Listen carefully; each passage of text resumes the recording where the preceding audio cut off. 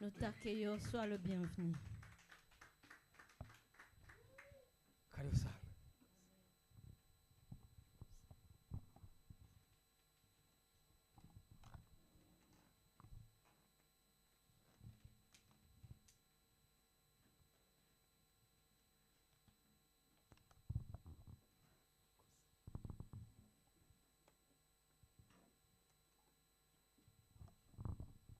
Haleluya.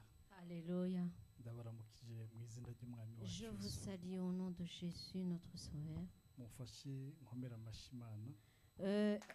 Aide-moi à acclamer Dieu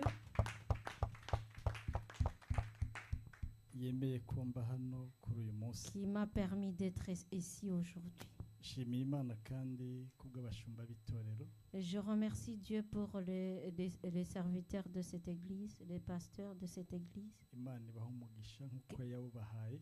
Et que Dieu vous bénisse et comme il vous a béni. Mutugire icyizere kugira ngo duhagare ku Vous buzima avez eu la bucaniro. vous avez eu confiance pour qu'on puisse se tenir devant. Ndabubaha Je vous respecte kandi Imana ibagire neza. et que Dieu vous fasse du bien Hamwe n'abatambukanyi banyu. avec vos épouses. Imana ibaha umugisha. Que Dieu vous bénisse. Dushimiye Imana kandi kubw'abaririmbyi. Je remercie Dieu pour les chants, Worship team ya hano les adorateurs, adoratrices d'ici n'abamizisien et les musiciens n'abari mu buhinga bw'ivyuma. et ceux qui ont dans l'audiovisuel. Imana ibaha umugisha Que cyane Dieu vous bénisse. no kuba dukurikirana kuri uru Et ceux rubuga. qui nous suivent online aussi. Imana ibahezagira aho baherereye hose. Que Dieu les bénisse d'où ils sont. N'abana Imana ibaha umugisha Et les enfants, que Dieu vous bénisse. hamwe n'abakozi b'Imana bose. Et tous les serviteurs de Dieu aussi. N'ishengero muri rusange. Toute l'église dans l'ensemble. Haleluya. Alléluia. Tugiye kurangiza ukwezi kwa gatanu twinjira mu kwa gatandatu. Nous allons finir le mois demain en entrant en juillet, en juin. Ariko muri uku kwezi kwa gatanu hariho ibikorane Et dans le mois demain, il y a les conférences. Imana izoduha akaryo tukabijamwo vy'ugwaruka muri tour. Et Dieu nous va nous aider d'aller dans ces conférences en tour. Hariho iminsi ntazoba ndi hano. Il y a les jours dont je ne serai pas ici. Hari igikwande c'ugwaruka hariya. Et je serai dans la conférence des jeunes là-bas. Iri ni ishengero ryacu. Et ça, c'est notre église. Iyo tutahari tuba turi muhira Et quand on n'est pas là, on est à la maison. canke twagiye ahandi kuvuga ubutumwa. Ou bien ailleurs pour dire la parole de Dieu. Ariko ububwiriza budutwara ni hano. Mais c'est ici qu'il nous dirige.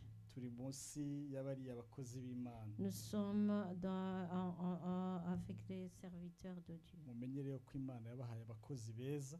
Et sache que Dieu vous a donné des bons serviteurs. Namwe igihe mutahari muze muravuga iyo mwaroye. Et quand vous n'êtes pas là, il faut dire là où vous étiez. Niwo muco w'abana b'Imana. C'est la culture des enfants de Dieu. Umwana atagira aho abarizwa bamwita mayibobo. Et un enfant qui n'a pas l'endroit où on doit chez eux, il est comme un enfant errant. Kandi nabo muhuye mwibarabara bafise housing yo kuba abana. Et quand vous les rencontrez dans la rue, ils sont des Ariko hommes imbere mu comme nous tous. mutima haba hariho ivy'urufatira adafise. Mais dans le cœur, il y a des choses importantes qu'il n'a pas. Yambara nabi, Il s'habille mal, avuga nabi, il parle mal, agendana ibikoresho bikomeretsanya.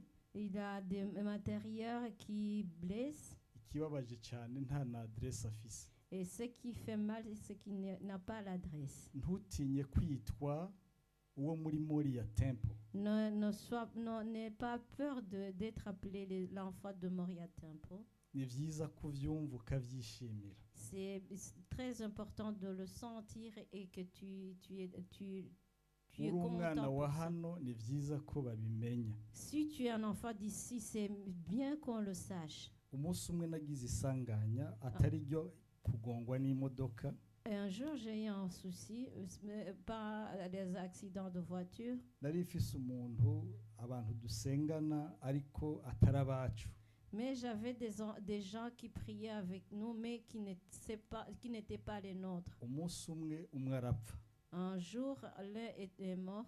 nitegura kuja kuri yanterema Je me suis préparé pour aller à l'enterrement. jewe nitegura nk'umwungere ngiye guhagarara ku mukristo wacu yapfuye. Et moi, je me suis préparé comme un pasteur qui va aider notre ahandi fidèle. yahora asengera nabo bitegura nk'abungere bagiye guhagarara ku mukristo wabo yapfuye. Et là où il priait avant aussi, ils sont préparés comme des pasteurs de kandi cet homme. ntiyasengera aho gusa hariho n'ahandi yasengera nabo nyine baritegura. Et c'était pas seulement là-bas, il y avait une autre église aussi. Et aussi s'est préparé. twisanze turi abakozi b'Imana b'imico itatu.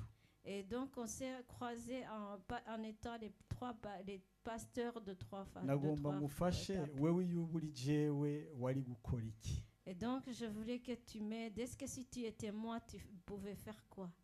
singomba kubabandaniriza ibyahabaye ariko hari urukino ruryoshye kuraba wowe biraba muri filime ariko ntivyokubako. Donc c'était vraiment incroyable de voir ça. C'est des choses que tu peux voir dans le film mais pas sur toi. rero simbifuriza kumera gutyo.